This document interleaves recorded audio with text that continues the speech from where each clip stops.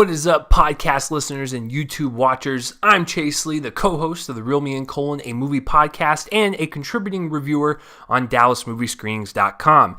Guys, it is the new year. It is 2019, and we have 52 weeks of brand new releases to come just flying at us, and we get to pick our choosing, right? Well, usually in January, typically the first week in January, is a horror film, maybe a light PG-13, a hard, gory R. It just kind of depends on what Hollywood's in the mood for, but that's typically what comes out in January, and this is no different. So the first film of the year that has come out in a wide release is the one I'm going to be reviewing right now for you guys, and that would be Escape Room. Now, this one comes from Sony Pictures and their parent company, stepchild company, Columbia.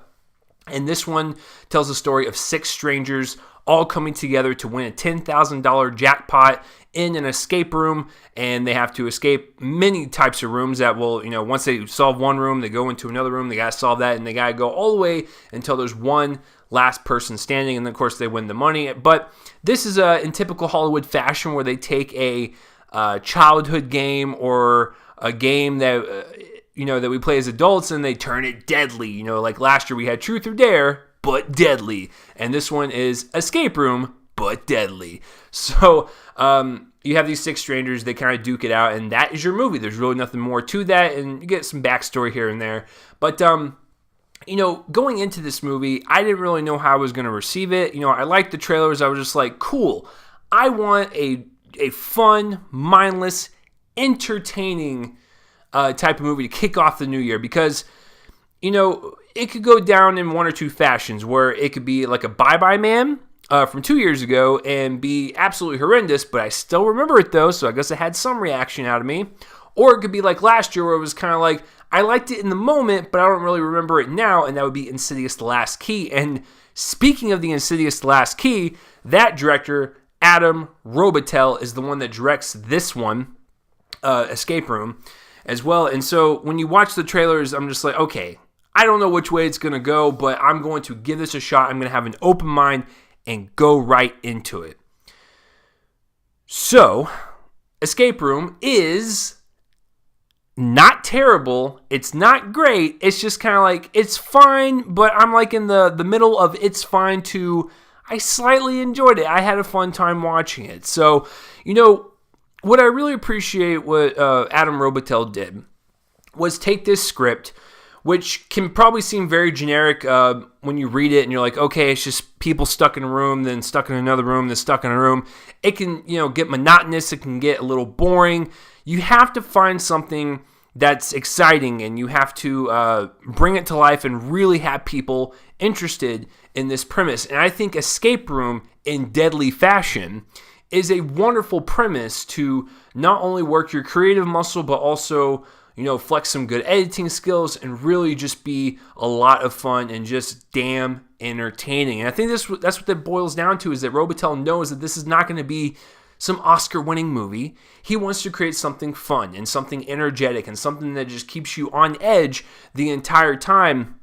And I think this type of premise serves that purpose, because when you have a type of premise like this, in particular with strangers in a room, we got to find out their past, we got to keep it going, but it's primarily in this one location. You have to have a decent script with decent characters that you want to follow, and somewhat of good dialogue to propel the story forward, and you have to have some slick editing. This has some pretty slick editing. I was engaged every single time when they were in a different room. I liked the fact that since it is an escape room premise, it uses the fun, creative atmosphere per room to really have some nice visual eye candy going on. So, you got that going for it. And it's just a really kind of like, almost like throwback to late 90s, early 2000s type of horror film, where you just kind of see a bunch of teenagers and a bunch of 20-year-olds just, go to a, Crystal Lake or whatever and get slaughtered. That's what it's kind of like, except it's, in modern terms. And actually, speaking of that, it reminds me of a little bit of another horror franchise, but if I say any more, it might kind of ruin the connective tissue to the characters and the escape rooms, so I will not reveal that. But it did remind me a whole lot of a borrowed franchise, and I actually thought it kind of worked for this.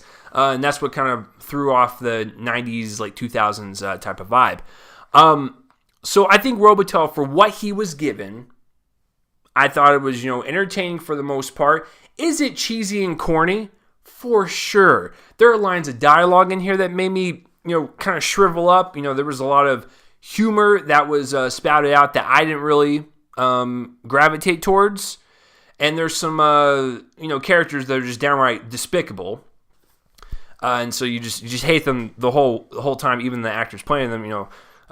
Sorry about that, but I just think for the amount that he had, a 90-minute, it's a nice little tight movie.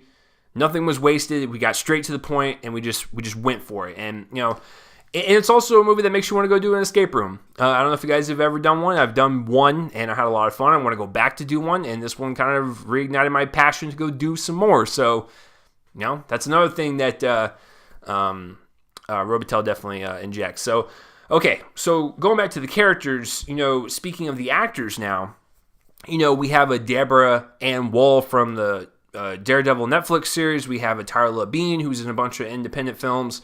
Logan Miller's in this. He was, I didn't really know his filmography until Love, Simon, last year. And a couple other faces to where you go, hey, I've seen you and stuff. But I think the best performer was Deborah Ann Woll with her backstory. Everyone's got some type of past, and it's all going to be revealed in the movie. But I thought what she had might have seemed kind of, actually all of them to some people might seem forced or just didn't really seem to flow well and just really interjected through the story without any type of purpose, and it felt like it didn't have a flow. I thought everyone's backstories were, pretty tragic and heartbreaking, and I thought it kind of, fueled them to kind of do what they did. I don't know. I kind of dug it, but I appreciate her character because she really sold it. She sold it in a way to where she believed that her character had that backstory. I believed it as well, and she's a really good, great actress. Tyler Labine is a great little force of nature that comes into every single movie or TV show, and he's just a bolt of lightning. He has so much charisma and so much personality that he makes any movie funnier. He makes any movie just have a little bit more pep in its step, and so I always like him, and everyone else did fine. I think the worst one was Jay Ellis, who played the businessman, the CEO type, as if it was referenced in the movie, an American Psycho type. He's pretty bad. I didn't really like his delivery at all for anything, and of course, something about his character that's very unlikable. So it's just like that paired with his kind of hammy, over the top like acting. You're like, I could do without you, man. But I thought everyone else did, once again, fine for the material that they were given. Guys, this is not a movie to win the hearts and minds of millions across the country. It may make a lot of money. I don't even know. It's not going to win any awards, but you know what? For the first movie in January, kind of how I felt about last year with Insidious Part 4, I think it's a pretty fun time to go to the theater. Maybe not a full price, maybe a matinee, so maybe that will help you a little bit better. But if you want to burn an hour and a half at the theater, maybe go see this, and then you're like, wow, I had a fun time, I'll go see another movie, and then go see like an Oscar-worthy movie or something, then there you go, that might work. But I don't think it's a bad time. It's not a Bye-Bye Man level. I think it's like an Insidious The Last Key level, but I do fear that from a year from now, I'm going to forget about this movie. But you know what? In the moment in time, Escape Room is not that bad. I'm going to go with a C+. So what did you guys think of Escape Room, or have you even heard of it? Comment at places right below my face and let me know. And as always, guys, whether you're listening on the podcast or you watch on YouTube, I'm Chase Lee, and I will see you guys next time for whatever I review next. I will see you guys later.